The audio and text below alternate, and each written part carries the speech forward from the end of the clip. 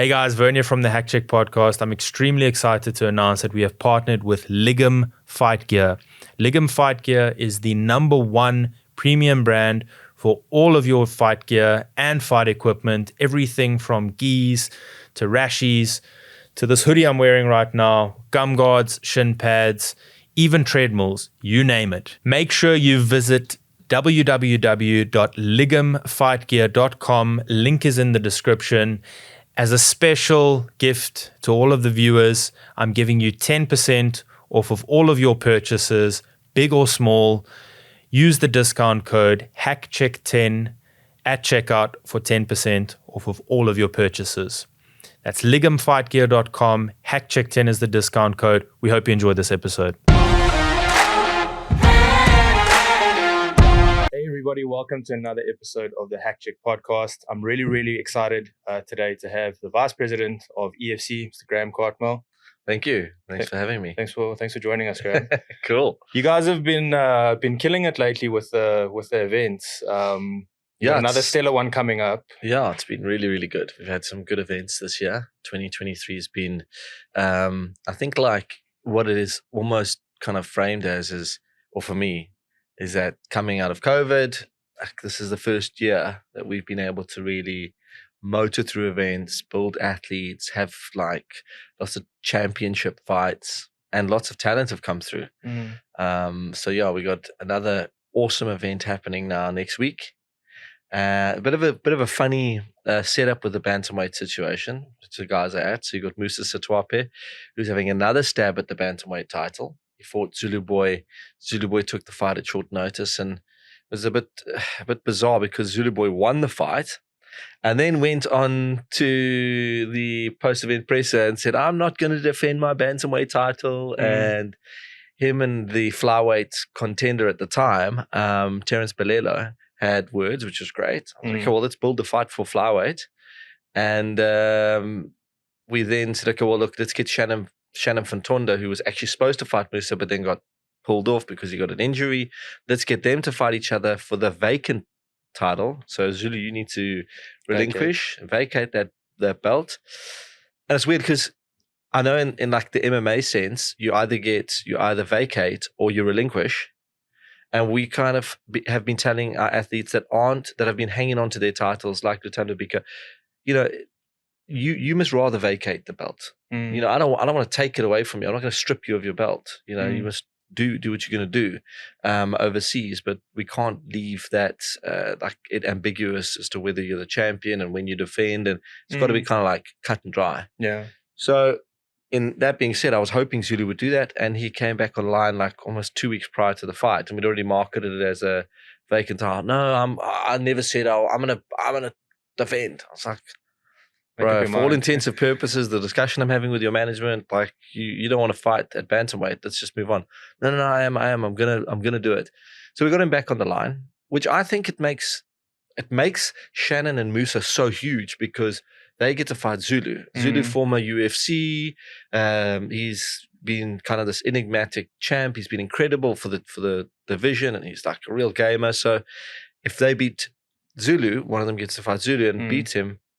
Sky's the limit for them. They'll go to UFC for sure. But I think what CRT are doing, they now look after Zulu, is they know that it's kind of it's been a very easy road for guys who are double division champions and girls to get into the UFC. Like Dricus. It's been almost a given. Like if you're going to be a double champion in UFC, you're going to make it. You're going to make it as well. Exactly. And also I think what it does is it just secures, there's so much talent bleeding out of like the continent at the moment into these other promotions. And this is a way to go, that's the best in Africa. We got him, cool, or her. And, let's have them fight. What's the situation like when somebody, because I briefly spoke to Cameron Simon about it. Yeah. And he, when he got the call up for the Contender Series, I asked him, like, how does it work in the fight game when another promotion comes calling? Because I know football, and it's like you pay a transfer fee if you want a player, but how does it work? Because he said, like, you guys were so helpful. You didn't stand in his way. Like, you actually helped a lot with it. It is like that. It has been like that for some of our athletes. So it's such a strange thing. If I give you exactly how it works, there is obviously different circumstances that have meant that those guys haven't been had been under that situation. So either coming to a contractual end with the promotion, or we'd made a decision not to do it, or this is the way the relationship works. But basically, if an athlete goes and they're under contract to us, we can do a couple of things. We can ask the athlete to buy themselves out of the remainder of the contract. We can go over with the athlete and manage their careers for a percentage. Okay. So I would envision that would happen if you fight. We do 6-fight, 30-month deals. So if somebody fights 6 fights, boom, all of a sudden we're like, cool, give you a title shot, but you're going to re-sign a new contract. If they re-sign a new contract and they're 2 fights in, they've got 4 fights left and say like 18 months, whatever it is, we're going to exercise our right to help manage them into the UFC deal, which I think is right because we've built them. Of course. And it also depends on whether we built them or not. So if we had no hand in it and they've come to us like Manon Fiorot, in many ways we built her, but at the same time she left us after the series and went and competed elsewhere and then got into the UFC. So for us to sit back and like feel like we have any right to it, it would be bizarre. We also know that most of our contracts are built on, is the guy or girl going to be very successful? So we want them to really go at it and make good money. I mean, I wish I was on the receiving end of Dricus's contract. Yeah, I really do. I can imagine. I really wish. And we were there in the early stages of him going, like the call to UFC. Myself, him, his brother sat down and we were like, cool, we want to manage you. EFC wants to manage you. And I think what had happened is the guy in the States who now manages him just managed to get the deal across the line. And I think had I got the deal across the line with the UFC, he probably would have been with us and we would have managed it. But it's all different moving parts. I think going forward as a business for us, we are quite strong on making sure athletes sign contracts, management contracts with us. And I think that's important because, I mean, we've got so many great talents. Like Humphrey Malenga, these guys they're gonna be in the UFC and they're gonna be absolute thrillers there. They're gonna make a huge name. And it's not that we want a piece of the pie, it's that there needs to be a continuation. A lot of the athletes also glean a lot from us. Like, can you imagine going across there and just being another number? That's worse. That's the worst thing you can be. And it kind of happened in the early days of people going over, like exactly. when the first wave of guys went over. Exactly. And not just UFC, even like you take UAE and there's a lot of other promotions. This is the challenging part for us is we pay in rands. Yeah, I've just been to Europe. I'm going to say like that. Like people forget we pay in rands. We're a South African or African-based company. We don't have dollars and we don't have pounds. And it's like earning $5,000 in the UFC, or you're earning 10 and 10. So say your first contract's 10 and 10. We can't compete with that.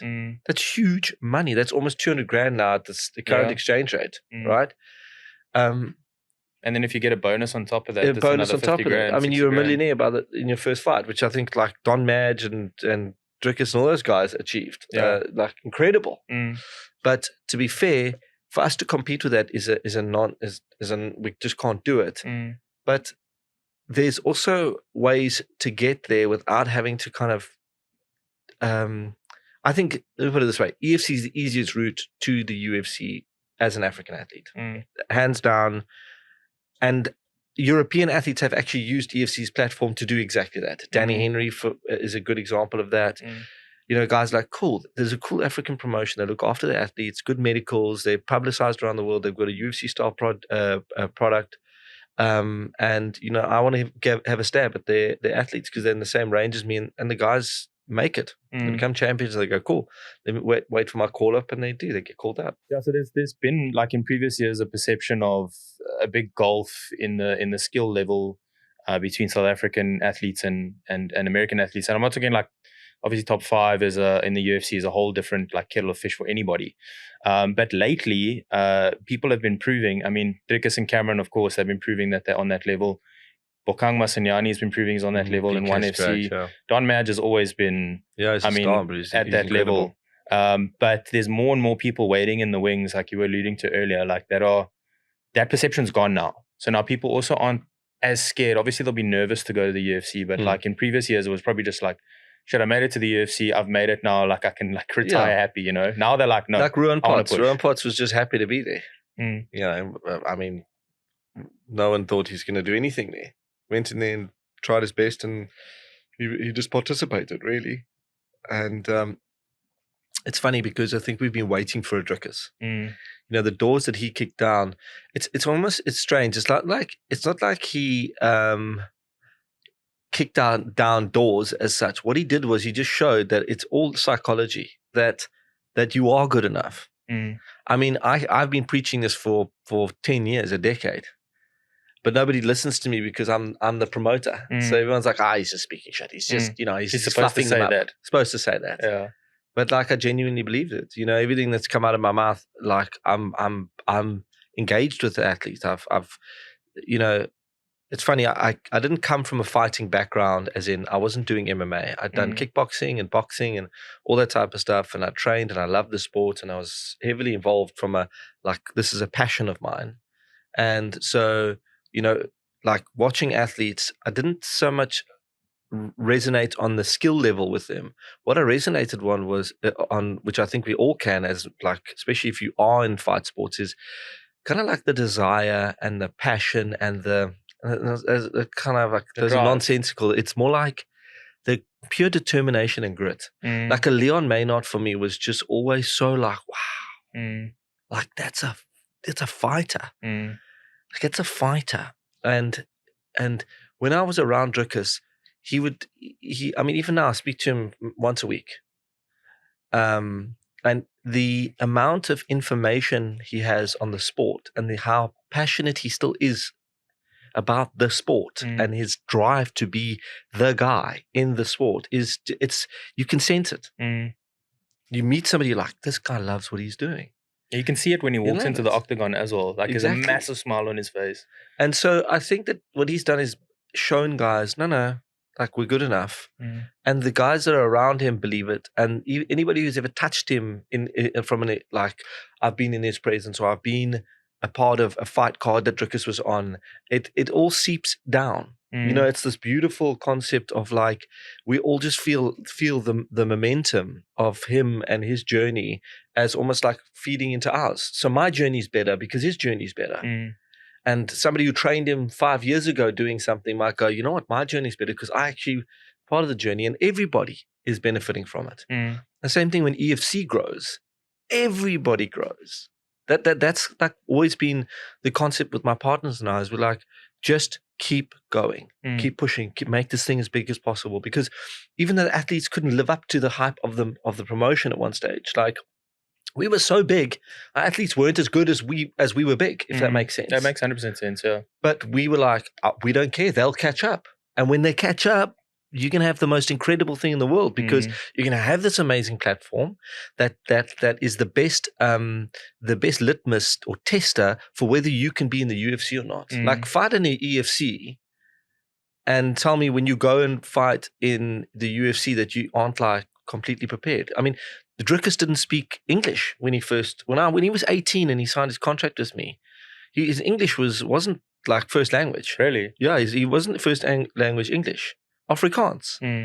And he honed the skill of that language because he knew that he had a vision for himself of being in the UFC one day. And he knew what it would take, you know? And that's why, like we talk about manifestation, it's like he's there. He's in that momentum. So, and even when he lost, like to Robert Soltek, I remember him getting knocked out, and I was like, I remember being in an EFC and watching it, and I was like mortified. And we were helping manage him.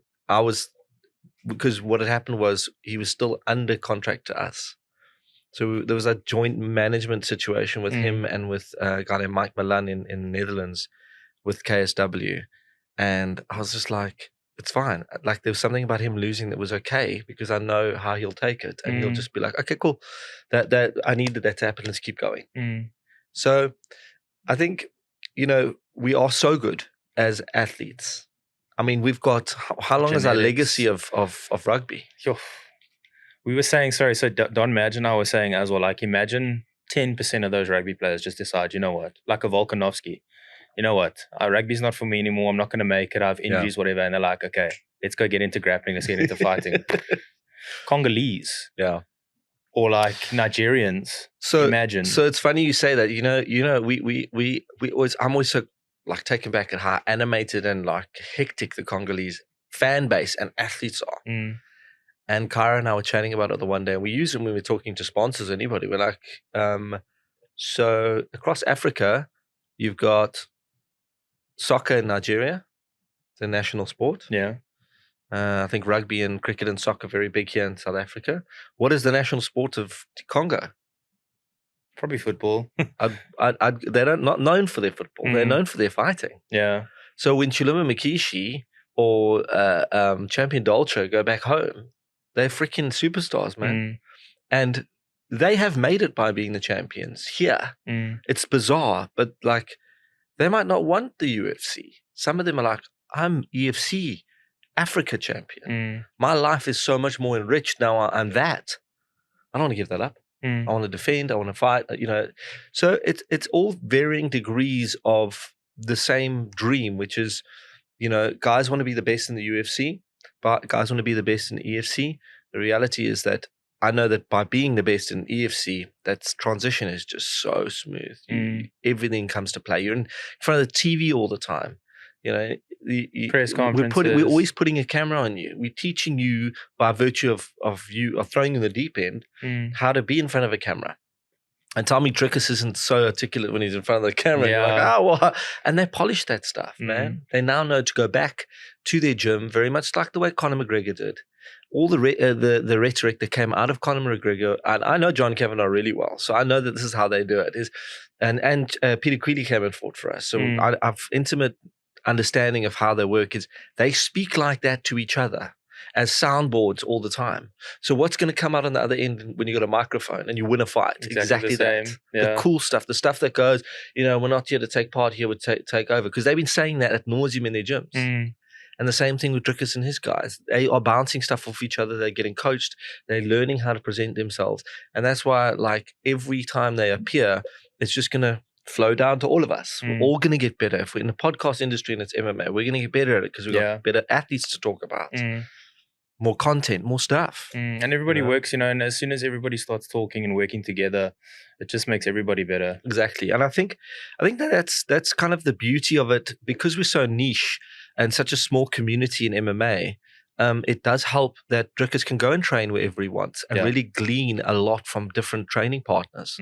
The long-standing rivalry between him and Gareth, I remember that. That was amazing. Now, when you see them at an EFC together, they're training, they're doing jits on the weekend. Yeah. They're doing sessions. Gareth's going and sparring there at CIT. And, they're working with each other and for each other and to help each other grow because they know. And Gareth is a big ambassador of this. As he left EFC to UFC, and when he came back, he's probably been one of the single biggest, advocates of EFC and MMA and cohesiveness, and I love that. And I really like that about him as a person. Yeah, and you need the people to come back. I mean, Dricus goes to all of the events still, whether he's got fighters there or not. I mean, just for people to see him there. I mean, it's a great thing. It's but amazing. Also, I mean, they seem so down to earth. I never met Dricus. I met Cameron before, but I mean, they're such down to earth people. Dricus from what I've seen as well, and I mean that's what you need. I mean, that's He's a champion through and through. Funniest thing was he came down to Cape Town to meet one of the sponsors.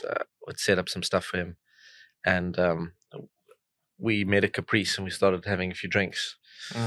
And we started at 2:00 in the afternoon. And I'm telling you something, I've seen some famous people, but I think he's become next level famous. Yeah.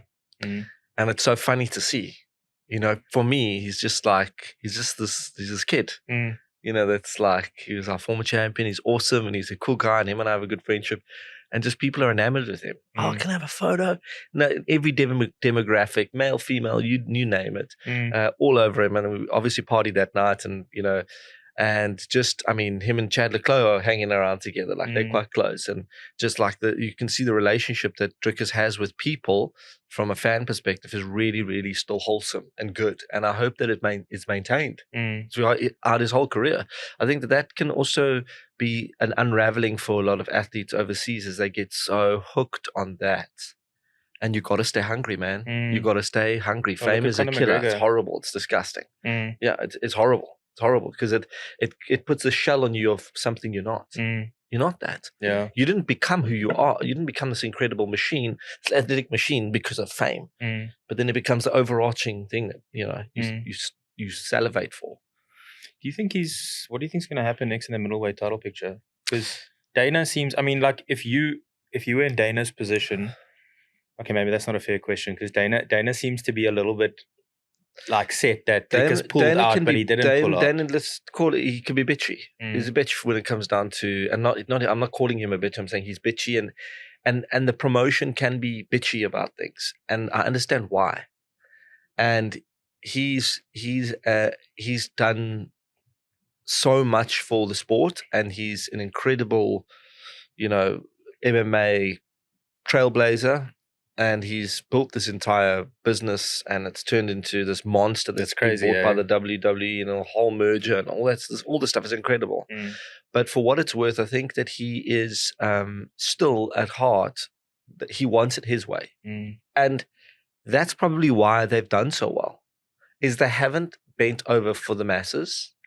I think I'm calling him that because I favor Dricus in this. Of course. Chat. I'm a little bit biased. We're very biased. So I would say, I understand what happened in that situation is Dricus went into Whittaker injured and he still beat him. And he changed his whole world. I sat with Mornefer, so we unpacked for maybe like an hour. He told me how he's training his guys, and holy shit, it is mind blowing.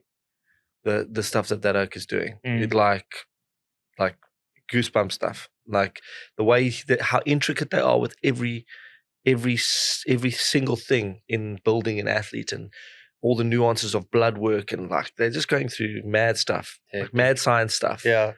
And you don't expect it, but that's what I'm sitting there going, what the hell are you into here? It's amazing to hear. But they basically have created a setup for Dricus where he is at the height of everything. He's conditioned, he's strong, everything's coming on point. And him fighting Izzy would have been really shit based on the setup, because they knew, I mean, to go into the hexagon or the octagon and go and challenge him straight away, it set it up so that it was unavoidable. It's like now, and the UFC allowed that to happen. The UFC allowed that to happen. Yeah. To force the narrative of the fans, because if you can control how the fans think about a fight, you control it all. You're like, okay, cool.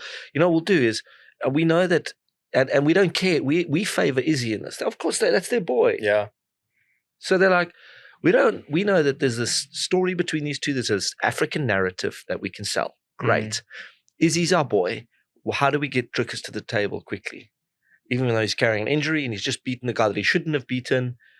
Let's force the narrative. Go on, get in there. Oh, it shouldn't have happened, but it did. Yeah. They control every nuance of that business. You're telling me they didn't allow him. He slipped through. Well, look at when Conor and Khabib had that incident in the octagon. How quickly they got everybody out. Yeah. There's no way that if you didn't want Izzy in the octagon, there would have been no way for him to get in. 100%. So he's in there calling him out, and great. Dricus looked incredible, but. Then now give him his dues. Let him have the fight when he can fight and be at the best to fight an absolute savage. Like Izzy's one of the best middleweights ever. Yeah. One of the best UFC fighters. And now you're going to give him a 7-week turnaround. Please, man. And he's just fought Whittaker, gone through a mad camp there, and carrying an injury into that. And now he's going to carry, like, I'm not saying that he was injured now, but I mean, at the same time, there's so many things that I think that the UFC overlook, and I get it, it's a business. They need to keep the machine going, keep Israel happy. How do we keep Israel happy? Cool. Give them Strickland, but now that Israel's lost, they should be going, cool, Dricus, Strickland, bar brawl. Yeah. I mean, that is like a burki and a hillbilly, basically. I mean, it's like can you Like imagine? it makes 100% sense. I've never thought about it that way, but like, let them roll each other so hard. I mean, Yeah. I think Dricus will bang him. I think I'll smoke him. Smoke him, and then It's too they powerful. should set up the Israel coming back to challenge for his title. Exactly. You know, whatever excuse, I was feeling sluggish and I was worried about this and that, and I had this DUI and whatever the story. Yeah, show sell us the now. narrative. That's what they should do. Mm. But because they're being a bit bitchy about it, it's like they're batting Dricus They a are. bit. Yeah. But to be fair, I think that his management in the States should do everything to get him to the line. Mm. That's what they should be doing. If they're worth their salt, they should be getting Dricus in there because he is definitely somebody. You know, I know we're biased, but he's definitely somebody that would be an incredible champ for that organization. They're never going to have anybody like that. You know, he's clean cut, he's strong-willed, he's got pure conviction, he sells fights. He'll be somebody that is, and this awkwardness. It's bizarre because I've always seen that strange style of fighting, and I've kind of liked it in many ways because it's effective. You know, he does fight in a very different way, but I can tell you something. He is the strongest human being I've ever been around in my entire life. I mean, we were joking around the other day. He grabbed me and he held me. I'm 92 kilograms. I'm not a small person, but I'm not like a beast. I was finished. I took all the wind out of me. He's an absolute machine, and I can imagine him getting hold of somebody like a Strickland or Israel, and they're going to shit the bed, man. Oh yeah, they're going to shit the bed. Like that's what Israel would have happened with Israel. Dricus, hands on him, stab him inside two rounds. I feel. And you don't even know how their strategies have always been on point. The CIT strategies, they've got it going on, man. They know what's going on. Look at the Whitaker fight with switching him to go southpaw. Yeah. That's so they might do a couple of things there in the UFC. I'm not too sure. Kamzat and all this type of stuff. That is their boy, their next boy that they're trying to groom, and it's so ridiculous. I mean, to just jump in straight into the middleweight picture, but you can see it. Like that's why I'm asking because I think he'll get handled by Costa. You know why? I also don't think it's going to be. It's not going to be easy. No. It's not going to be easy because changing divisions to middleweight, Dricus is 100 kilograms. Yeah. It's 100 kilograms, and he's not 100 kilograms of fat. Overweight. He's a tank. He's a mini little tank. He's muscle. When he cuts down and he's in shape, it's like, and all the guys are like that. They're freaking strong, man. Yeah. And then, you know, I get the whole Dagestani wrestling and the whole thing, but it's been unraveled and it's getting worked on. It's like when jiu-jitsu first came onto the fray. You know, no one was like, what is this special art? What is a rear naked choke? Witchcraft, yeah. You know, voodoo. Yeah. Same with this Dagestani style of wrestling. I just think that it'll be worked out, and once they get their number, you just another athlete. Because how do you fight that? You learn how to do that stuff. Do you know, it was a great student of like Turkish wrestling and that style of wrestling was Attila Bana. Yeah. Attila's wrestling was so wild. I mean, he took a guy like Adam Speechley and I mean, turned him into a little beast. And it was just adding certain nuances of how to get out of certain situations, how to put somebody in a specific situation that like changed the whole game. Look, I hope just the last thing on that middleweight picture. I think they're waiting to see what happens with Hamzat and Costa because, like you say, I don't think it's as clean cut that a lot of people are saying Hamzat's going to run through Costa. But if you look at when Costa fought Romero couldn't ragdoll him. And Romero is a beast at 85. Like you look at that, and his wrestling is Olympic level wrestler. So I don't think it's clear cut. So if Costa wins, I don't think they do that fight. Oh, isn't it this? Maybe it's the season of the guys that nobody wants to win. Strickland starts winning. Costa beats Kamzat. Can you imagine how people will just be so disappointed? Because people hate Costa. Yeah. They hate Costa and they love Kamzat. Yeah. So I'm actually making a prediction now. I think Costa beats him. I hope he beats him. I think he beats him. And then it's just this like ugly setup where it's like Strickland. Costa's back in the mix and Strickland and people are like, okay, put Dricus in there. Dricus will be the darling of those two. Yeah. You know what I mean? So, Well, listen, the way 2023 is gone. I mean, we do besides the podcast, we do like a weekly talk show. We like predict fights and whatever. Yeah. And I said to my co-host, I was like, this year, everybody except Volkanovski and Jones, I'm backing the underdog to win. Yes. It's been that year. Like everybody that's been an underdog, from Grasso to, I think Edwards was also this year. Dricus was an underdog against Whitaker. Strickland now as well. Like, it's that kind of year. It is bizarre. And I think when you're so close to the pulse, it's easier to predict fights. It's so weird for me because, yes, I have a good friendship with him, but I also have predicted all of his wins. Dricus' wins. And it's the same with Edwards. I know Edwards. And I was like, okay, cool. I think he's going to beat him. Like, I put it out there prior to it happening. And I think when you're close to the pulse, you feel it a bit more. And I actually, you know whose insight we need with Costa is Jose De Rocha is training Costa now in Dubai. I think it's Abu Dhabi or Dubai, one of the two. We wanted to get him a fight against Mark Hume. So that would have been a crazy fight. Yeah, well, we signed it. We agreed to it for November for Hume, and the only reason Jose couldn't make it, he said, I want the fight, I'm in, but I'm training with Paulo Costa, and he's paying me good money, and we're rocking, we're doing our thing, and he's a machine. But we are still doing that fight. That fight's happening in December. Nice. December, we're doing 3 title fights. We've already done Chilumba Mikishi and Kaleka Kabanda. We're going to do Jose De Rocha and Mark Hume, and then we're trying to get Igor Cabeza and Exxon back in the mix. Nice, yeah. Yeah, it's going to be amazing. We've got an awesome Brazilian broadcaster at the moment that's come on board, so they're going to love the Brazilian athletes. Oh, nice. We'll chat about it in a second now. But so here's the insights. I hope you can get that for those fights all sorted, because that would be a bumper year to end in 2023. Got to go hard. Yeah, but so Mark Hume now, how does it work again? So I kind of think maybe I know the answer, but was he still under contract with EFC when he went to go fight in UFC Warriors? So is that why he'll come back now? Or so that one was a little bit contentious. What we like to do going forward, we've basically said to our athletes, if you're going to go and compete at other events, we would prefer, if you end up losing, to relinquish. So, it's a tough one, because I actually feel like we should be saying to guys, as soon as you go overseas to go and compete as a champion, you relinquish. Yeah. Just so you can leave that gap open. I don't care if you're not a champion. If you don't hold a title and you want to run around and get fights because they pay well, good opponents, awesome. As long as it doesn't conflict with an EFC arranged bout, go crazy. But I think when you're the champ, you should be like, listen, I'm actually not going to take those fights, because we are paying that type of money for the champs. But I think guys that just want to get they want to rush it. They want to rush it. I think guys like Cameron Simon didn't want to rush it because they're young and they started young and they build up the momentum correctly. Guys like Mark and like the Martin van Stadens of the world, they go, and then they go and fight in Russia for like 2 years, and that derails them. And then they come back here, and then they've got to kind of get the momentum going again. And that's why they want it to be so rushed. So I've got to get all the experience I can get.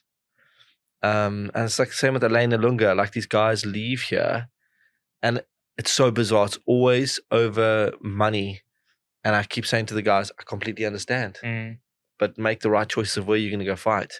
Russia is a no-go. Do not go and fight in Russia. No, there's no testing. There's nothing. I mean, and also the whole thing that's going to cost you, it could cost you a freaking life. Yeah. It could cost you a major injury that puts you out and you never fight again.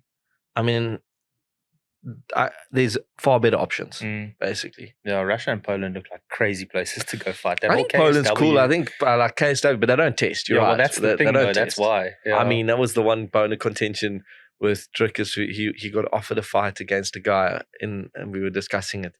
He was I was Googling. I was like, oh my God, this guy's mad juiced. Yeah. Same thing, really. Gareth McClellan, when Gareth fought Paulo Costa.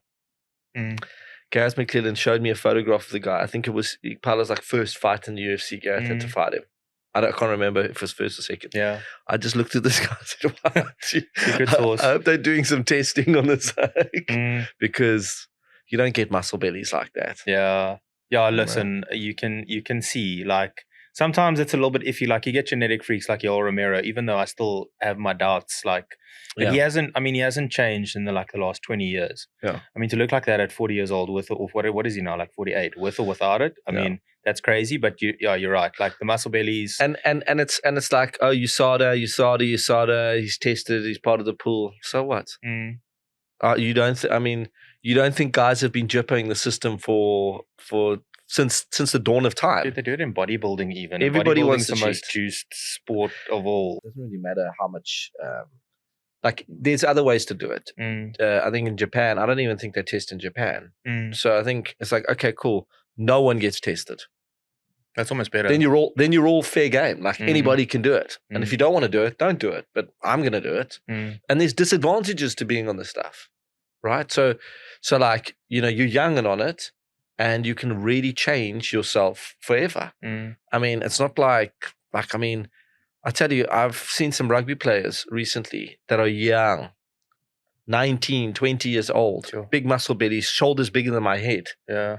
No, they're not on juice. They're just on creatine. Yeah, and they just bry and eat bry flakes. It's okay. It's okay. You got a juice to get it to a certain size so that when you get picked for rugby, you're a certain size. I get it. I get it. It's just the way it works.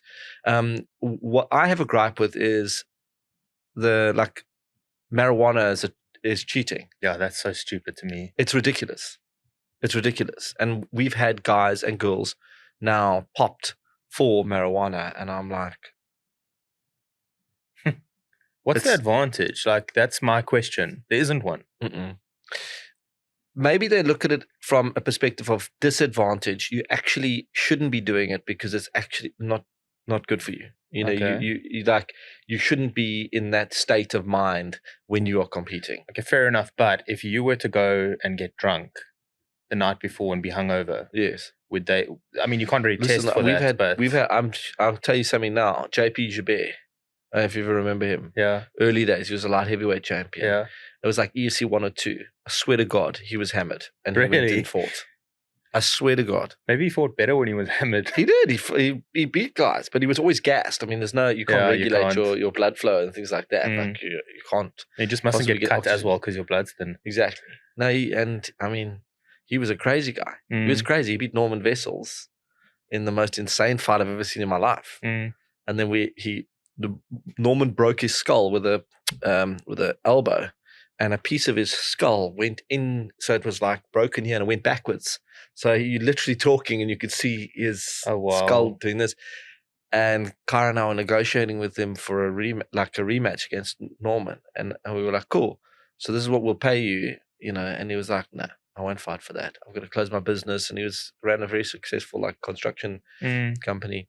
So he actually said to us, well, pay me this. He gave me a massive amount, and we called his bluff. We're like, okay. And he was like, nah. And I understand why. Like, that's traumatic. Yeah. That is traumatic. Like, to go through that type of thing. And, I think that's where MMA is really amazing now, is medically you're so sorted. You go into a fight with EFC even, and we jacked with MRAs. Our doctors have a long-standing history with the guys. We've done everything we can in terms of making sure you're the best version of yourself before you go in there. And you have more fun. I think when there's less, and you've got refs who want to prevent you from being injured. Yeah. They want you to have a good fight and win a fight by knockout, TKO, or submission or decision, but not by, having your eyes slit open and you're losing vision and all sorts of crazy stuff, So essentially, it's weird. I always think to myself, if I were fighting, I would love to have fought in this era of MMA. 100%. Yeah. Because it's fun. It's like, you can now choose to be an MMA athlete instead of just doing rugby or whatever. You can be like, actually, I actually want to do this. Yeah. And I'm going to get looked after, and secondary impact syndrome and things like that. People know about it. People are very well aware. And, contact sport is rugby. You're slamming into each other all the time. You got just as much a chance of getting CTE. a chance. But the reality is, in we're not expecting you to get that to happen to you. We have a referee who's making sure that if that's a chance that it could happen, we're going to stop the fight. So I think it's so exciting right now. Like the whole business is really exciting. Yeah, look, I spoke to Rico Hatton's one of my coaches. Oh, awesome. And I met him, like in 2007, I think. Yeah. And what he had to, at the time he was fighting when he went over to do XFC. Yes. How tough it was to go then. And like, there was no, even like jiu-jitsu competitions, like trying to find fights. Like he was talking about how difficult it was back then. Yeah. Now it's like a complete different situation. Like you can do IMMAF, like if you're doing on the amateur scene. Yeah, you've got like competitions every month, basically for jiu-jitsu, kickboxing, everything. And then you guys have been around, as the gold standard, like on the professional scene for almost 15 years now. Yeah. So there's so many opportunities now for people. You can actually compete as an amateur quite comfortably. And there's some guys who do. I always laugh, like there's so many athletes who've got like 15 to 20 amateur fights. And they're in their late 30s. And I'm like, what have you guys, why haven't you turned pro? This is what he wants to do. And, like let's just spend so much time in the amateur scene. And it doesn't, it's funny. A couple of the coaches out of the amateur scene have said, we beat him in amateurs. We want to fight him as a pro. I'm like, it's different. It is so different. And it's different to you fight somebody in your gym and train with them in the gym. Yeah, it was nothing. And then you become opposing, you move gyms and there's something like, a bit of bone of contention there and you fight each other. Same thing, Nick Radley had the same thing with Francois Kabulu. I remember they said, Nick has been smashing Francois in training. We'll take that fight any day. Okay, are you sure? Yeah, cool, Francois. But look, I got to give it to Nick. It was a very difficult fight because Francois just literally had the most boring style of fight. Take you down, lay him pro. Yeah. For hours. I was like, oh my God. Like, and you wanted to see Nick because he's a striker. Yeah. You wanted to see him in action, but he got completely negated by Francois. But the point is, there's so many guys that think that I beat him in the gym, I can beat him in the it's so different. It's different. I think that's like, it bleeds into like Shannon at the moment. Shannon feels that, he wasn't really at his best in the first Musa fight. And granted, I gave it to him very short notice. And when I see him from body structure, when he took the first fight, like no definition, nothing. To now, we did a countdown, like a mini countdown, these engaged episodes. Oak is looking jacked. So I think from a physical skill standpoint, it's going to be very, very interesting. What has unraveled people who face Musa is he's become at the help of Conrad CRB, a psychological assassin. Like he nails you and he's good at it.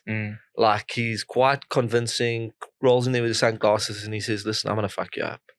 And you can say what you want, my boy. You're done. And like that conviction. Yeah. When we talk about like the mind all games. These Drickuses and the guys, it is that. Your presence, it is 99.9% of the fight. Because everybody trains. Yeah. Everybody trains in the gym. And we see it with all these bodybuilders. Like we were talking about bodybuilding earlier, just you and I. It's like there's no difference between how many reps. I do the same amount of reps. You do the same. Your genetics are good. My genetics are good. It's my psychology towards what I'm doing that imbues me with a sense that I'm better, I'm stronger, I'm more. I'm able to beat you in like opposing situation. And in fighting, it's the same thing. Yeah. There's no difference. Yeah. Your ability to stay calm, like when you're under pressure, like if you're in certain situations where a lot of people, I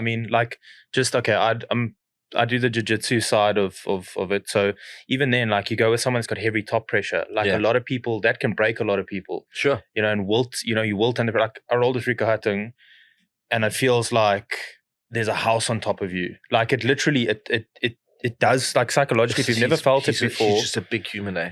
Dude, and human. The worst part about it, or like what's good with him is like he doesn't use his strength.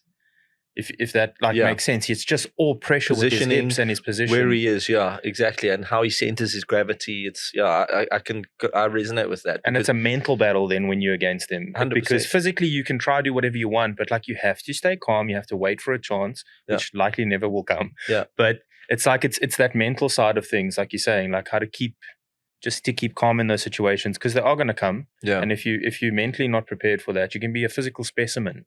But if you're mentally not prepared for that, it's done. I remember my dad was quite a high-level judo guy. He was like second-degree black belt, whatever, in the UK. And he went to county trials, and he was like really like, pre-Olympic type stuff. Oh. And he was always pushing me to get into a martial art, or not pushing me, just like guiding me. And I took up judo thinking, I'm going to walk in his footsteps. And I remember like I was yellow belt or something relevant. And I was rolling with this guy, and the skinny Asian guy came onto the mat, and I took him down. It was pretty easy stuff. I was bigger and stronger, and he got me in a submission, and it was like the equivalent of a rear naked choke. Okay. Which I was trying to defend, but he was so bony and he did it with such malice that it broke me. Yeah. I could have negated it in some ways, but because of the way he was, that he just wanted to do harm and inflict it on me, it broke me. I was like, and I never wanted to go to do judo again. I was like, no, I'm not doing this, because I could see that he had more intent. I was there. He was there. He was there to finish. He was there to do the job, to learn, to be better, to beat me, to beat anyone who was in front of him. And it's often what I say to the athletes when we have the face-offs, because I love that energy. And if there's one word I keep saying, I say intent. Intent, come on, intent. Because if you're staring at somebody, and then should be nothing going through your mind if you are going to fight somebody, because that little voice in the head is the little asshole that tells you, oh, he looks a bit stronger. He's got more conviction. But if you hear the word intent, I'm here. Yeah. This is intent. I'm intending to be here. This is it. I'm present in this. That's where you win fights, because they see that same thing in the hexagon and tell me that you're going to be the one to throw the first jab if you know that this guy's coming to beat the snot out of you. Yeah, and that's the last thing in your mind, is that last face-off, the last image in your mind when you see them at the face-off. Exactly. Tell me now, so we said earlier there's like a lot of talent coming through and stuff, but is it still hard for you guys to find enough athletes or good enough athletes, let's say, because, I mean, okay, obviously UFC has like probably thousands of athletes. I don't know what the number is. But is it like still 500 signed athletes, but they have at the drop of a hat. That's why if somebody says to you that and it's funny because I've had a guy phone me recently. He says, he signed with the UFC. I'm like, okay. Like, I've never heard of the guy, and he's in South Africa. Like a South African guy. Yeah, South African guy. The thing is, there's so much bullshit out there, because you'll never know. But you can always go onto their website and check, and do not think that they've got their finger on the pulse. I mean, they've got 2 matchmakers. There's 1 matchmaker in EFC. There's 2 matchmakers there, right? And those matchmakers have sub-assistants from so many guys. And then the managers, that's a relation with the managers. The managers have a pool. That, it's just this extensive network. And in many ways, this is why so many athletes from outside of America are fighting in the UFC, because it's enticing. Because they can now get onto a platform where they get paid well. Remember, for the States, getting $10,000 is not a lot of money. So they're losing the battle. But for a South African, holy shit, I won the lotto. My first fight, I'm getting almost 200 grand just to show up. And if I beat the guy, I get almost another 200 grand. I could be banking 350,000 rand in one fight. Yeah. That is mad. So think about all the other countries that are exactly in the same position. The power of the dollar has moved the needle for the UFC in a massive way with talent outside of the UFC. And that's really what's driving their books at the moment, is those guys and their quest and their lust to be the number ones. Otherwise, it'd just be, okay, like another American winning a belt. Yeah. Okay, cool, who cares? But because you have guys who actually are hungry and want to be there, it drives the energy of that business in such a massive way. So I think we have got so much talent that are looking at that going, there is now a way. And that's what I keep on harping on. I'm getting so much talent because there's a pathway. Sign with EFC, win fights. It used to be like win 3 fights and you start dictating. Like I used to get the first phone call I got when I signed a fighter versus the one where he'd won the 3rd fight, like diametrically way opposed, different. completely. Like, who am I speaking to now? Is this the same guy? Oh no, I'm this guy now. I'm like, the whole. I'm the shit now. I'm the shit. I'm the A side. That's what people love to say. Yeah, they changed now because now it's like 5 fights or more. Yeah.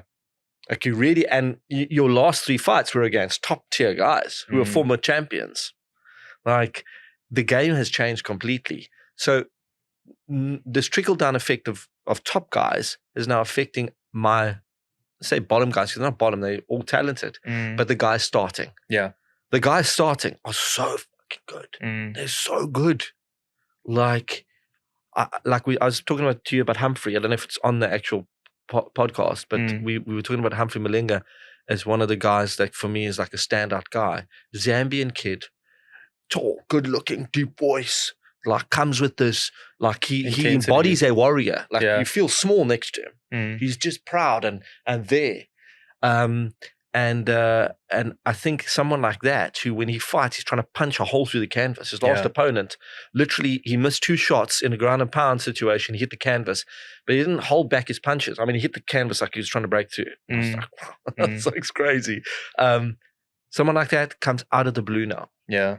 And we find maybe 5 of those, I'd say 5 of those a year, and maybe guys that are really, that can be built up. We get 1 or 2 a month. That are like, okay, cool. We can start working with this guy because the gyms are getting better. Yeah. I could look at Shadrach Nsua as well. He's another one. Shadrach. I mean, yeah, that's the first 2 he fights doesn't even. It's so funny. I changed opponents on him recently. Okay. Yeah. No, I beat him. Yeah. I even wanted to give him Diego Bandu, who's moved to CIT and would have been a lot more insane for him to fight. And he was like, okay. Doesn't matter to him. He's convinced. He feels like he's never going to lose. And it's funny when I'm around him, I almost feel like the same thing. I'm like, who am I going to get against this guy that's going to be competitive? Yeah. Because I need that guy. Yeah. I need to find that guy. And he's just like, just going to smoke everyone. Yeah. That's what I'm going to do. He's a unit himself as well. And he fights at 85. He's got a back on him. Like, because he's like a triangle. You stand at the back when they're doing the weigh-ins and he's posing like, shit. Yeah, and he's like a killer when he has to fight, but he's like a nice guy outside as well. He's a gentleman, and his attitude is so positive. Like you said now as well, he's like, I chatted to him a couple of times on. I spoke to him at ADCC and everything, but like, he just has a can-do attitude. Yeah, like you say. I mean, like even if he might be carrying a slight injury or whatever, he'll just be like, "No, I'll get through it. Now I'll be fine to go. Now I'll smoke the soak. I'll do that." You know, and those are the people you need. You talk about talent across Africa. I'm part of this group. MMA, the Afrique or whatever. It's like a random group I was joined to by some of the managers up in Africa. And it is like Ivory Coast, Senegal, there must be a representative on this group, or 2 or 3 of them from every nation in Africa, every country. And on a regular, they'll post their events.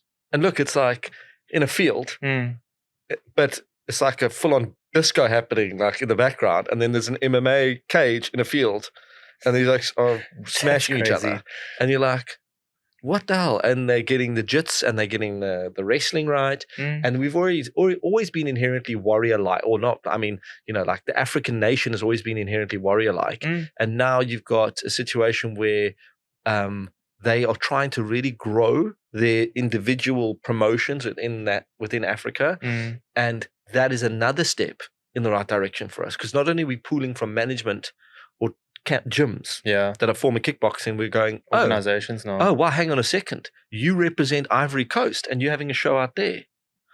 Bring out a guy. We've got a guy, Morel is his name. He's fighting in December from the Ivory Coast. From Islands, Canary, no, Reunion Islands. Reunion Islands. Okay, Reunion Islands, still part of Africa. Yeah, but we're getting guys from all over the place. And this WhatsApp group, it's just non-stop talent. If I say, guys, I'm looking for a middleweight, 50 messages. Yeah, or Mister, phone me. Cool. We get on the line, and I'm like, okay. The only issue is barrier to entry with visas and things like that is a problem.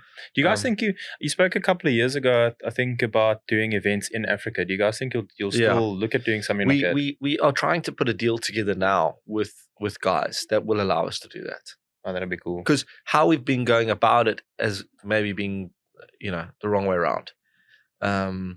And what it takes is this is an African business structure. So we need to do things properly. And we need to get into a position where the country backs you. Because if you're in with the country, you pretty much have an in. And I think so many, not just our business, but so many African countries would benefit from having the best show in Africa show up, put on great fights, have your guys compete against guys from all over Africa. And there may even be a reality show. And this is kind of this, I'm jumping around from one thing to the other, but I brought on a new assistant matchmaker, Ashley Calvert, he used to fight for us. So he's hung up his gloves to assist me in communicating with athletes, helping build fights. And it's really been cool to kind of pass a lot of that over to him, which means that I'll have a lot more time to build out awesome stuff within the business, expansion, and reality shows and things that could possibly be that segue to an African show and multiple African shows, which I think it's got to happen within the next year. That'd be awesome. And live events and stuff in South Africa again, like you guys switched to the PI a while back. The PI has been so good for us. I can't even tell you, like, there's a reason why the UFC still has the Apex Center and why they're doing it. It's what works. It is so hard to go back to venues after doing it like that. It really is, because you have everything in one place. You can produce so much better. And we realized, like, I mean, this is the Gen Z thing, is attending things is not really where it's at. People are consuming content in small snippets from a social media platform. And the beauty about MMA is we're not like soccer. People want to see one of the guys get knocked out 50 times. I can't watch a ball being kicked into a net for 90 minutes. Or even if the most amazing goal in the world will never even equal a mediocre knockout. So I'm not shitting on soccer because it's a great sport, but like from a content perspective, that's where I think a lot of the sports are suffering, and why MMA is growing. It's like you need to be present for such a long time. You need to be at the games. It's a whole ritual on its own. MMA fits such a small. It is entertainment. It is like you watch that 20 seconds of a fight, and you're like, cool, and you can watch it 20 times and show your mates.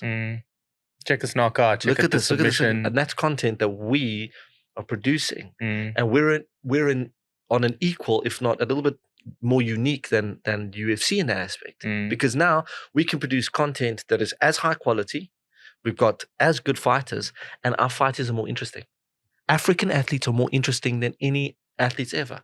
When you see one of our guys walk out in a full like African setup and they're dancing and they're animated, and it gives me goosebumps. You sit back, you're like, this is different, bro. This is not this vanilla two guys with their tattoos and like, I've done my hair big chain and whatever. You like, there's something tribal and crazy and like savagery, like cool about it. So I think that's what we are selling to the world. And we have that content, and we're so lucky that we're in Africa and we're able to produce that content for people, and people are lapping it up. And our athletes are lucky to have us. It's like this reciprocal thing. They're like, if I want to get seen worldwide, do you mean I just have to fight at EFC 5 times and like win my fight? I mean, on a platter. You want to be an MMA superstar?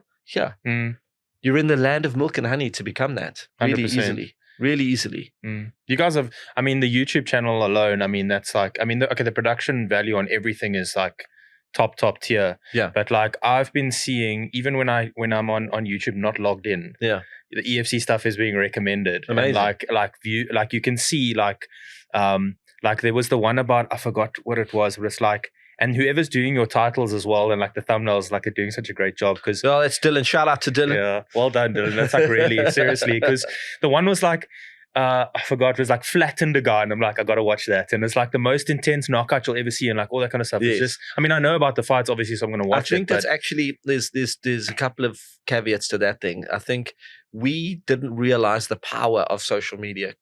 When we came out of COVID, we were like, okay, we were still like broadcast mentality, you know, broadcast. We need to get back on broadcast, sponsorship, broadcast. That's the whole thing. And Facebook was where we started. By complete chance, we signed up with a company. They put out a video of Carolina Wojcik and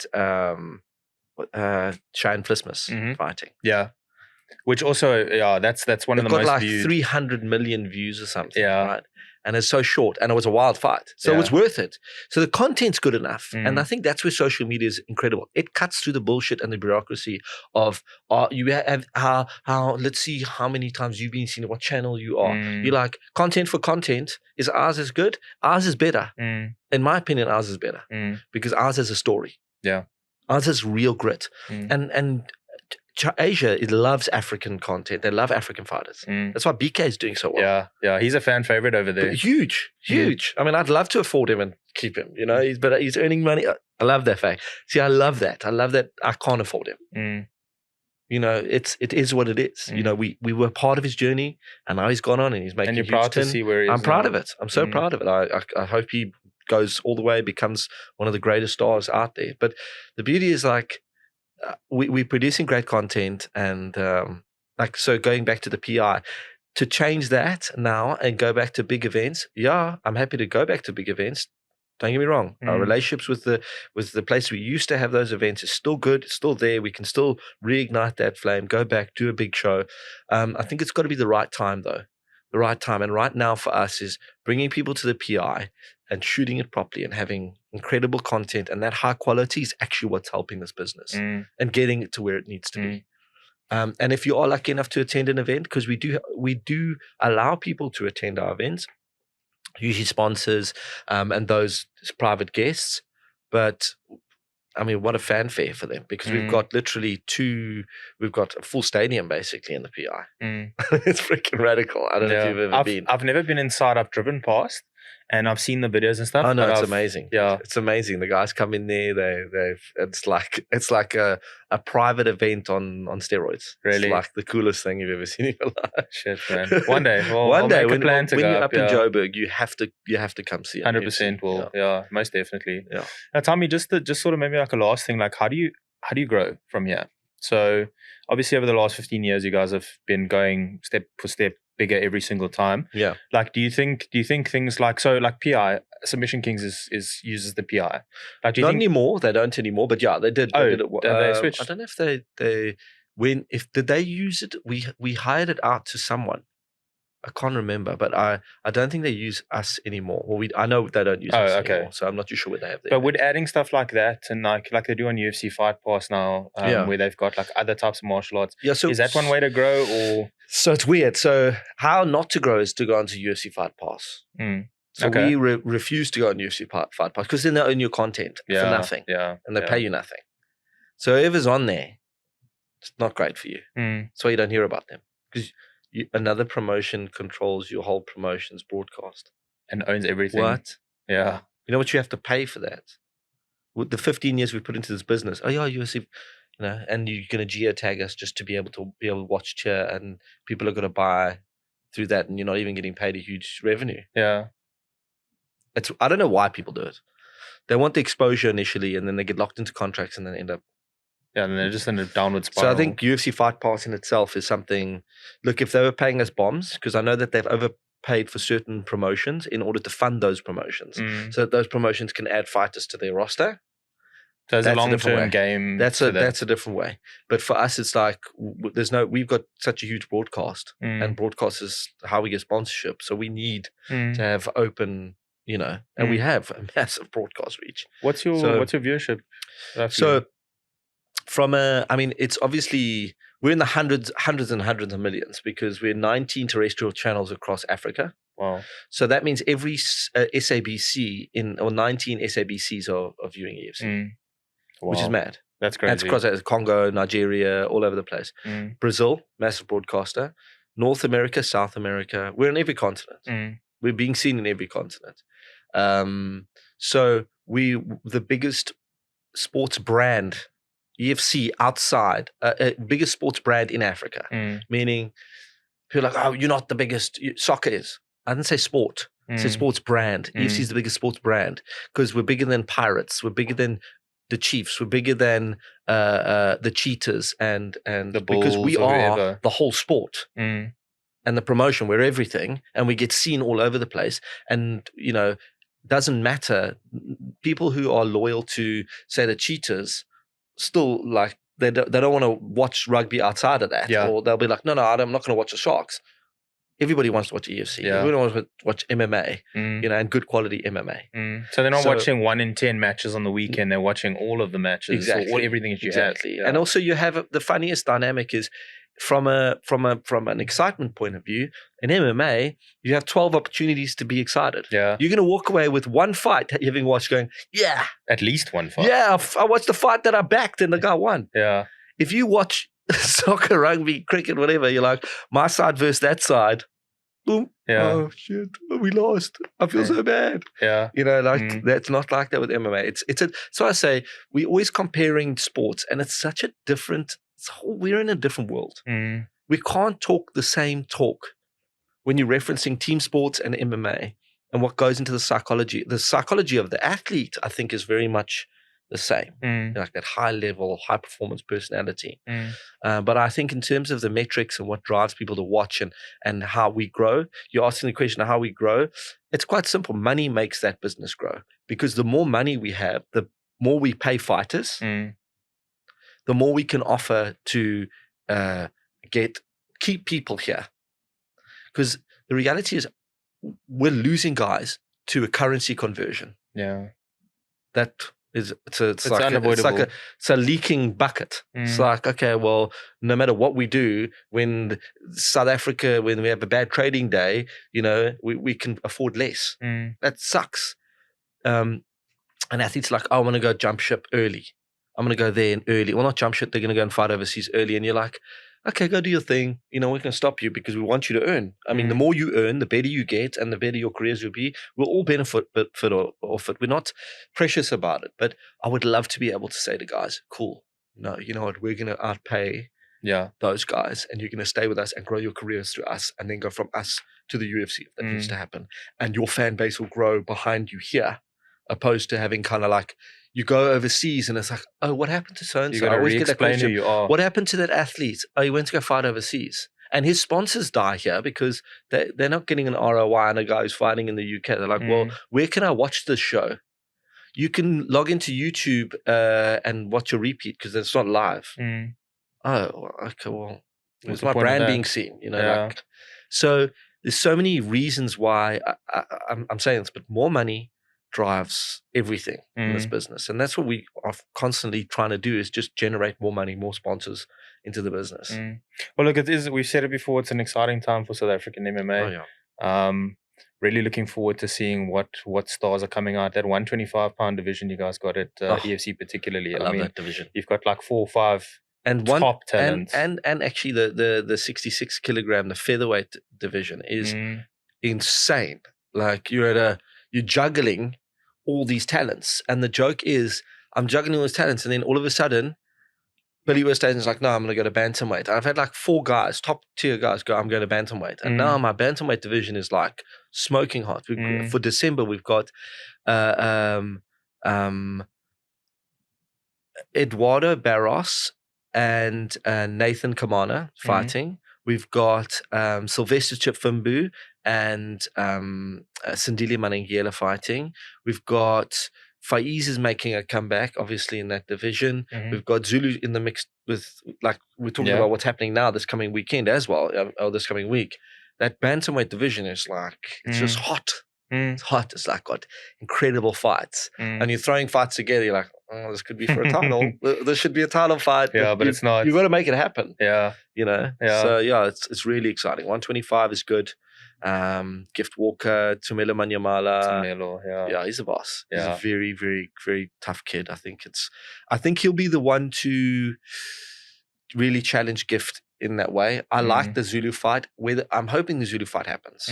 Zulu wants that really badly, and we did propose it to Gift to say, why doesn't Zulu and Gift fight now? Because Tumelo can only fight next year, and the winner fights Tumelo, and see how that pans out for November. Hopefully, fingers crossed we get that done. I'm looking forward to that. Tumelo's been on before as well, and I've had a lot of interactions with him. Solid kid as well. Also, you talk about Mike's having some great fighters out, eh? Mike's he's a trailblazer. That's the thing, man. There's so many good gyms as well, and coaches. And it's around the whole country now. It's not just up in Johannesburg. It's Cape Town as well. Yeah. Everything's up. Johannesburg, they have CIT now, and CIT will always be there. Quan Vessels. Yeah. But Cape Town as well. Cape Town's, the gyms have always been here. Now they're getting the recognition, and they're also, like you're saying, pumping out the fighters now. Pumping out the fighters. And also, think about how much you learn as a coach going through the EFCs of the world. You're always learning. That's a good coach is always learning. He's like, I don't know how to do this. I got to ask the experts. How do you wrestle? How do you story? Let's get somebody else in here, and I'm going to learn, and then I'm going to learn how to incorporate that into an MMA camp and be that overarching guy. And I think that's what Mornay has been good at. He's like, cool. He was a wrestler back in the day. He was kickboxing, but jiu-jitsu he wasn't good at. So I remember Leon Maynard got submitted, and they pulled the Tilibana straight and said, whatever it takes, help us. Okay, cool. Help learn with each other. And that's where I think a lot of the coaches have gotten now is they're seasoned in terms of traveling the world, fighting in all these promotions, coming back to EFC, the professionalism is there, and you walk in there as an amateur and you're like, okay, it's not like back in the day where it's like, well, what do you want to do, kickboxing or jiu-jitsu or whatever? There's the jits mats and there's the kickboxing. No, you're getting a guy who's 13 years old who's do MMA. Yeah.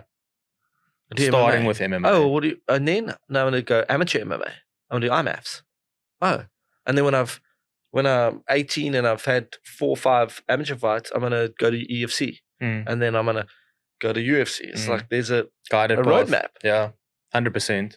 Well, we're looking forward to seeing what's happening. I'm looking forward to this week as well, and I think it's going to be good. Really appreciate you coming through, Graeme, and definitely want to do a part 2. Yeah, absolute pleasure. Yeah. Maybe the people watch the show and they're like, ask him this. That's always the funniest. Always, yeah. They're like, why didn't you say this? Why didn't you say that? But usually it's the most arbitrary stuff. But I like that. My job is about being under fire. People need somebody to either like or dislike and have a face for the organization and go, oh, he's full of shit, or I like what he's saying. And I'm not averse to criticism, because the reality is we're not perfect. We're trying our best. I don't know what the best version is. I've got the Bible, which is the UFC, which we look at all the time and go, how do we make this better in our own way? And some things don't fit the narrative of the UFC, especially America, that are just geocentric to the way we are here, that we've managed to work out the kinks of in a palatable format for the rest of the world. So we've got our own version, coming out, it's real. which is where we are now. We're in that phase, and that's why when people join us, it's fun. We're having so much more fun now than we ever had. And we've got big things lined up from an investment standpoint. And when you alluded to growth, that's one of the things that is going to change the business forever, is injecting capital into this business and growing this business in a rapid pace. It's just going to be able to give everybody access to the greatest platform, which I think is us. Yeah. Looking forward to seeing it happen, man. Yeah. Yeah. Awesome. Thanks, Graeme. Appreciate it. Thanks for having me. I appreciate it, mate.